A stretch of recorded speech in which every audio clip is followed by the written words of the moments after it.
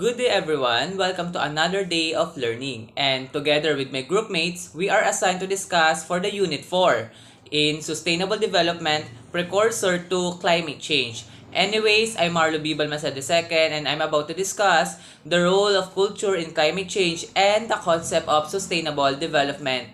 So, let's start. So the first slide is culture. So culture is being defined as, is described as a total of meaning of knowledge that human being need to function in certain situation. Knowledge of language, habits, rituals, options, values, and norms by Shahid 2007. The next definition is culture, the of the distinction spiritual, material, intellectual, and emotional features of society or group of people. And the last one is culture is something all human have depend upon making meaning. So, in the beginning of discussion, it's being defined the concept of culture and help us to deepen our understanding to it. In the first given definition, it's being described as a total and whole or the complete knowledge where the individuals are expectedly to perform and practice in occasion or any situation. So meaning to say, the culture is what it reflecting by how the people behave and act. To their word use, language saying, their habits, the shared rituals, the values, and also the perception and even the norms.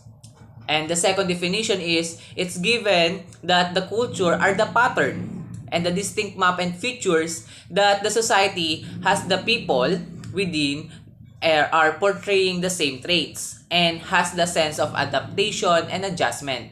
So the last one is culture is what is the character that the people been developed and build depending to one another. So it's a matter of foundering their existence and let other people and culture help them to grow and affect them. So the next slide is why it is important to consider culture's role in climate change. So culture is constituted by the ideas, practice, and objects that creates networks of people or shared meaning in the time and space. Everyday understanding of climate-relevant issues as cultural phenomena whereby culture is initiated in common as the term of cultural practice. So, we all know that the culture is associated by the ideas, concept, practice that the people or the connected networks exchange time to time. So, the role of culture is how the network of society understand and adapt on the constant changes that will impact for practices and reaction.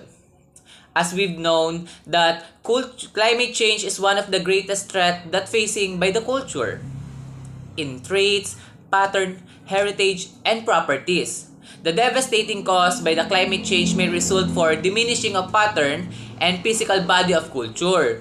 So, in that case, we're looking and uprooting of communities due to climate change threats in the entire way of living, including the practices, behavior, and transmission of living heritage.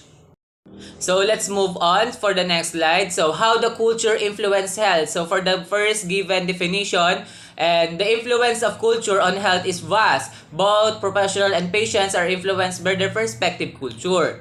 So cultural bias may result in very different. So health-related preferences and perception. So the example that I can give for this is the doctor's culture and patients patronizing traditional medication. Okay, for this part is talking about on how the portray culture influence and affect the health when it comes to practice and beliefs. So it has a vast influence or great extent or wide influence in the beliefs between the health personnel and patient has impacted the situation on what the people in health field on how they act by the culture preferred as as a person in health field. So through their expertise and mastery and has a process aligned in medicine and versus to the patient who receiving the treatment and sometimes neglect the culture of health personnel and patronizing some alternative curing or medication such as albulario or instinct that everything will be fine after resting. So, it's mentioned the term cultural bias. So, the term cultural bias may take place here on by exercising the expertise and knowledge learned in its people's mastery in health field. So, where they react to the situation depending and aligning the process or of their mastery. So, example, the doctors and patient that believing Dr. Quack Quack.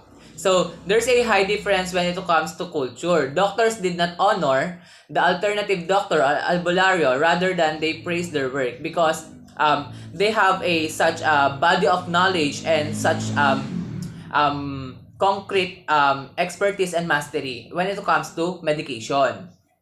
So the cultural bias is the tendency to interpret a word or action according to culturally derived meaning assigned to it. It depends the environment, belonging, and growing through.